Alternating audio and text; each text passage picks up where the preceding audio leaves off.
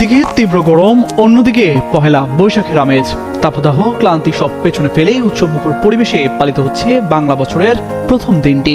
তবে এর মধ্যেই কালবৈশাখী ঝড় নিয়ে পূর্বাভাস দিয়েছে বাংলাদেশ আবহাওয়া অফিস। একসাথে নদীবন্দরগুলোর জন্য দেওয়া হয়েছে সতর্কবার্তা। এই সতর্কবার্তায় বলা হয়েছে লঘুচাপের ঊর্ধ্বতাংশ বর্তমানে পশ্চিমবঙ্গ ও তৎসংলগ্ন এলাকায় অবস্থান করছে এবং মৌসুমের স্বাভাবিক লঘুচাপটি দক্ষিণ বঙ্গোপসাগরে অবস্থান করছে। ময়মনসিংহ, কুমিল্লা এবং সিলেট অঞ্চলসমূহের উপর দিয়ে পশ্চিম বা উত্তর পশ্চিম দিক থেকে ঘন্টায় 45 থেকে 60 কিলোমিটার বেগে বৃষ্টি অথবা বজ্রসহ অস্থায়ীভাবে দমকা অথবা ঝড় পরিস্থিতির কারণে এসব এলাকার নদী বন্দরগুলোকে 1 নম্বর সতর্ক সংকেত দেখাতে বলা হয়েছে। আগামী কয়েকদিনের পূর্বাভাস অনুযায়ী সিলেট বিভাগের কিছু কিছু জায়গায় এবং ঢাকা, ময়মনসিংহ ও চট্টগ্রাম বিভাগের 2-1 জায়গায় অস্থায়ীভাবে দমকা হাওয়া ও বিদ্যুৎ চমকানো সহ বৃষ্টি বা বজ্রসহ বৃষ্টির সম্ভাবনা রয়েছে। তবে দেশের অন্যান্য স্থানে অস্থায়ীভাবে আংশিক মেঘলা আকাশ সহ আবহাওয়া প্রধানত শুষ্ক থাকতে পারে।